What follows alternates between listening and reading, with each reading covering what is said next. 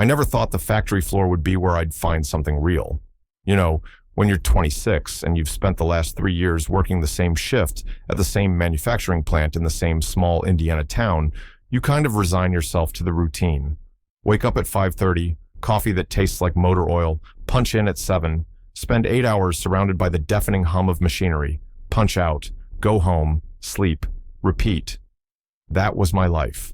That was all I expected it to be, until Marcus got assigned to my station. The day he started, I was running on maybe 4 hours of sleep, nursing a headache that felt like someone was using my skull as a drum, and generally existing in that fog of exhaustion that becomes normal when you work manufacturing. I remember seeing him walk across the floor with Rodriguez, our shift supervisor, and thinking he looked too clean, too put together for this place. Most of us who'd been there a while had this worn-down look, like the factory had sanded away our edges. But Marcus, he had this energy about him, this presence. He was tall, maybe 6'2", with dark skin that seemed to glow even under the harsh fluorescent lights. He wore his safety goggles pushed up on his head, and when Rodriguez introduced us, he smiled at me with this warmth that felt completely out of place in the cold, industrial space we occupied. "This is Jake," Rodriguez shouted over the machinery. "He'll show you the ropes on the assembly line. Jake's been here 3 years, knows everything." I nodded, suddenly aware of the grease stains on my uniform, the way my hair was probably sticking up weird from wearing my hard hat. "Hey," I managed, extending my hand. His grip was firm, confident, and lasted maybe a second longer than it needed to. Something about that extra moment made my stomach do this weird flip I hadn't felt in years. The first week was standard training stuff. I showed him how to operate the press, how to check the quality control markers, how to time the rotation so you could maximize efficiency without burning yourself out. He was a quick learner, asked good questions, didn't complain about the noise or the heat or the monotony. But what struck me most was how he'd look at me when I was explaining something, like he was actually interested, like I was saying something worth hearing. I wasn't used to that. I'd become invisible at this job, just another body keeping the machines running. It was during our first break together that things started to shift. We had these 15-minute breaks every 4 hours, and most guys would scatter to different corners of the break room, scrolling on their phones in silence or talking about sports or whatever. I usually sat alone in the same spot, a corner table near the vending machines, and just tried to let my mind go blank for a few minutes. But that day, Marcus walked straight over and sat down across from me. "Mind if I join you?" he asked, even though he was already settling into the chair. "Free country," I said, trying to sound casual. He opened a Tupperware container filled with what looked like homemade pasta salad, and the smell alone made my pre-packaged sandwich seem even more depressing than usual. "So, Jake," he said, spearing some pasta with his fork, "what's your deal? You always this quiet? Or is it just the factory sucking your soul out?" I couldn't help but laugh. It came out rusty, like I hadn't used it in a while. "Little bit of both, probably. You get used to keeping your head down here. Easier that way." Easier, maybe. But boring as hell, I bet. He took a bite, studying me with these eyes that were so dark they were almost black, but with flecks of amber when the light hit them right. "I moved here from Chicago 3 months ago. Needed a change. Needed to get away from some stuff. Figured a small town, a simple job, might help me figure out who I am without all the noise, you know?" I did know. God, I knew exactly what he meant, even though my situation was the opposite. I'd grown up here, never left, and the noise I needed to escape from was the silence, the crushing familiarity of everything. "Chicago to here is definitely a change," I said. "You miss it?" He shrugged. "Parts of it. The food, the music scene, having more than one gay bar within 100 miles. He said it so casually, so matter-of-factly, and I felt something in my chest constrict. He was out. Just like that. No hesitation, no looking around to see who might have heard. I took a drink of water to give myself a second to respond. "Yeah, the nightlife here is pretty much non-existent." "You go out much when you're not working?" he asked. "Not really. There's not much to do. I mostly just read, watch stuff online, try to convince myself I'll start a hobby I'll never actually start." I was rambling, nervous for reasons I didn't want to examine too closely. "What kind of stuff do you watch?" He leaned forward, genuinely curious, and I found myself talking to him like I hadn't talked to anyone in months. I told him about the video essays I was obsessed with, the cooking shows I'd watch while eating microwave dinners, the way I'd gotten into astronomy videos, even though I'd never actually looked through a telescope. That 15-minute break flew by, and when the buzzer sounded calling us back to the floor, I felt disappointed. Actually disappointed that I had to stop talking to someone. That hadn't happened in so long I'd almost forgotten what it felt like. The breaks became our thing. Every shift we'd sit together, and Marcus would tell me about Chicago, about the life he'd left behind, about his family who didn't quite understand him but tried. He talked about his ex-boyfriend, a relationship that had ended badly, that had been part of why he needed to leave. And slowly, carefully, I started opening up too. I told him about growing up here, about being the kid who knew he was different, but didn't have the words for it until high school, about coming out to my parents at 19 and watching them go through this awkward phase of trying to be supportive while clearly hoping it was just a phase. I told him about my ex, Tyler, who'd left for college in Indianapolis and never looked back, never even sent a text to say goodbye properly. "That's rough, man," Marcus said one day, about 3 weeks into working together. We were sitting closer now, our shoulders almost touching on the same side of the table, instead of across from each other. "You deserve better than someone who ghosts you like that." "Yeah, well, dating pool in this town isn't exactly deep," I said, trying to keep my tone light. "I've kind of accepted that this is it, you know. Work, home, maybe visit my folks on Sundays, grow old alone with a cat or something." Marcus bumped his shoulder against mine gently. "You're 26, not 66. You're talking like your life is over." "Feels like it some days," I admitted, and it was the most honest I'd been with anyone in years. He didn't say anything for a moment, just sat there with his shoulder pressed against mine, solid and warm. Then he said quietly, "I get that, I really do. But maybe it doesn't have to be." That night, I couldn't sleep. I kept replaying that moment, the weight of his shoulder, the way his voice had dropped to something softer, more intimate. I kept telling myself I was reading into things, that he was just being friendly, that I was so starved for connection, I was seeing things that weren't there. But there was this hope, this tiny fragile thing, starting to grow in my chest. The next shift, something changed between us. It was subtle, the kind of thing no one else would notice, but I felt it. The way Marcus's hand would brush against mine when we were both reaching for the same tool. The way he'd stand just a little closer than necessary when we were checking the quality reports. The way he'd look at me when he thought I wasn't paying attention, with this expression I couldn't quite read, but that made my heart race. During our afternoon break, I was exhausted. We'd been running double production to meet some deadline, and my whole body ached. I sat down at our usual table and just let my head drop forward, rubbing the back of my neck, where the tension had settled like concrete. "Rough day?" Marcus asked, sitting beside me. "Brutal," I muttered. "I think I'm getting too old for this." "You're not old, you're just tired. Here." Before I could process what was happening, his hands were on my shoulders, strong fingers pressing into the knots of muscle. I froze, every nerve ending suddenly hyper-aware of his touch. "Relax," he said softly. "You're tense as hell."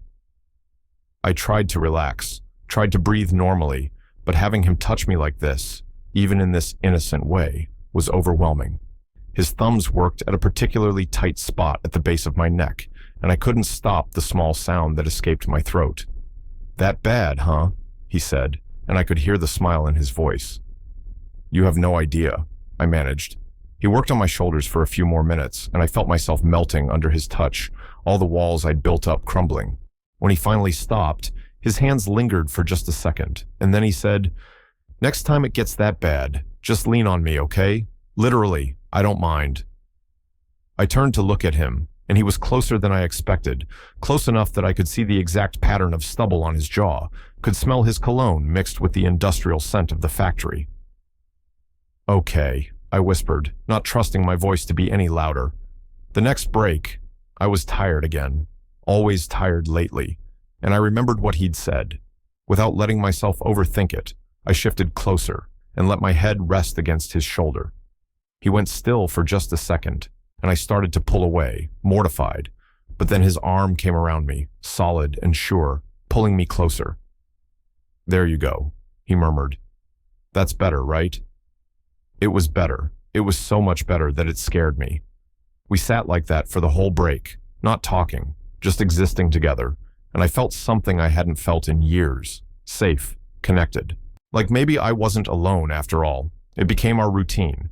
Every break, I'd lean against him, and he'd hold me, and we'd talk or not talk, and it was the best part of my day. The best part of my whole life, if I was being honest. The other guys on the shift didn't seem to notice or care, too absorbed in their own worlds, and I was grateful for the invisibility I'd once resented. But I was also terrified, because this felt like something real and important, and I didn't know what to do with it. I didn't know if Marcus felt it too, or if I was just a friend to him, someone to pass the time with during boring factory shifts. About 2 months into working together, we were having our evening break, and I was leaning against him as usual, his arm around my shoulders, when he said, "Jake, can I ask you something?" "Sure," I said, trying to ignore the way my pulse had started racing. "Do you ever think about leaving here? This town, this job, all of it?" I considered the question.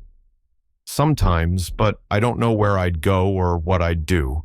This is all I know." "What if you had a reason to leave? Someone to leave with?"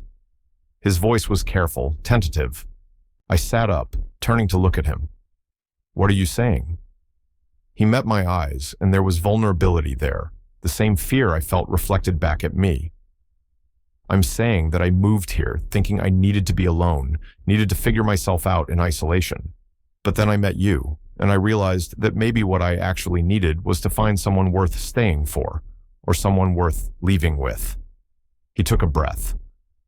"I'm saying that these breaks, sitting with you, talking to you, being close to you, they're the best part of my day, the best part of being here.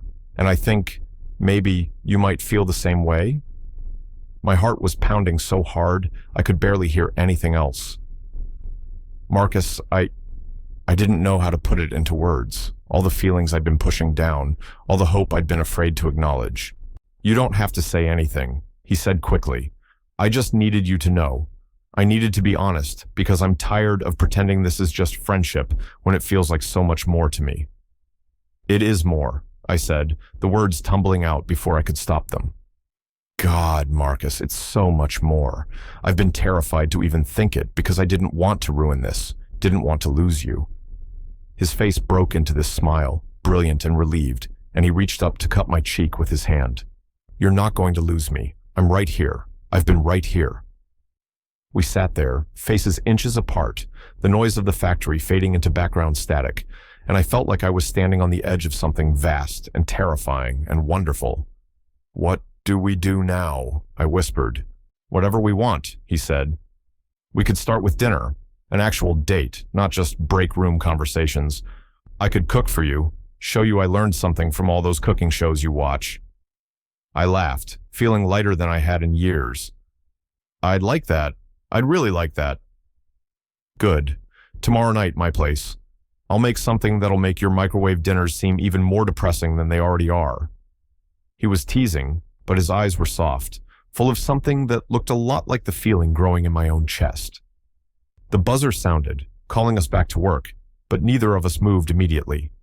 Finally, Marcus leaned in and pressed his lips to my forehead, gentle and sweet, a promise of more to come.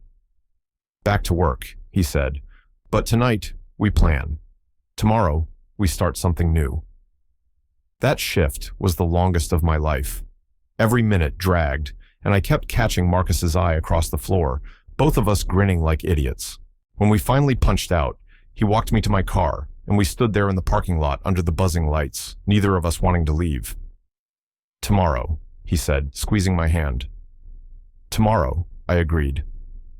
I drove home in a daze, my mind racing with possibilities I'd never let myself consider before. The next evening, I showed up at his apartment with a bottle of wine I'd agonized over at the liquor store for 20 minutes, nervous in a way I hadn't been since I was a teenager. Marcus opened the door in jeans and a t-shirt, barefoot and relaxed, and the sight of him in this domestic setting made my breath catch. His apartment was small but cozy, filled with plants and books, and the smell of something amazing cooking. "Come in," he said, stepping aside. "I hope you like Italian. I'm making my grandmother's recipe for chicken marsala." "It smells incredible," I said, following him into the kitchen. "Can I help?" "You can keep me company," he said, handing me a glass of wine.